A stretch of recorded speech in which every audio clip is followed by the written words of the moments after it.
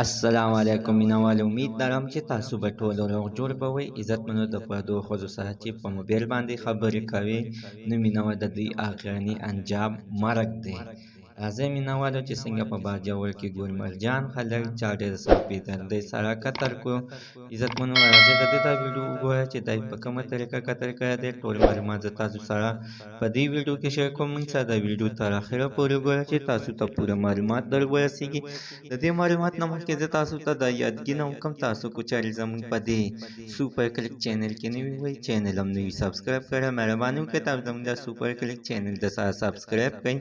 خوا کې ورسره د ټلۍ نښان وواچئ. ښایي یوه نوې معلوماتي ویډیو تاسو ته په اسانۍ باندې در ورسیږي.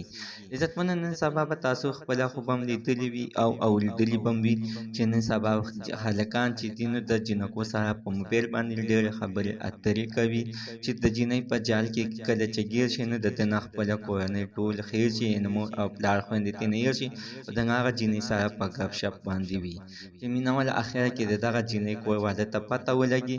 هغوی بیا معلومات وکړي چې ګوري دا هلک د کوم ځای دی نو چې وګوري نو مینهوالو چې د وجلو وي مړ یې کړي او که نه نو بیا ولله مور او پلار ته دا سوال جواب پرېږدي ورته وایي چې دا زوی دې سم کړه زموږ د جینۍ سره خبرې اترې کوي.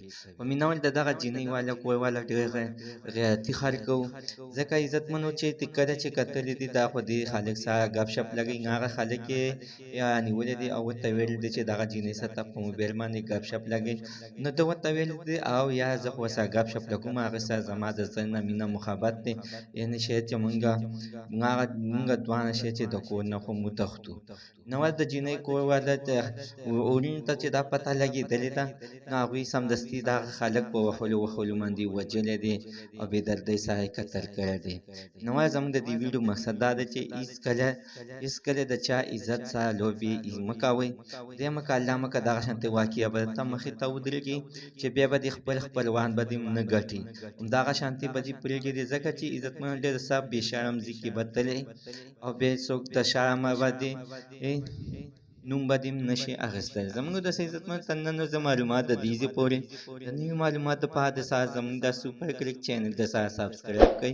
خوا کې ورسره د ټلۍ نښان وواچئ. ښایي یوه نوې معلوماتي ویډیو تاسو ته په اسانۍ باندې در ورسیږي.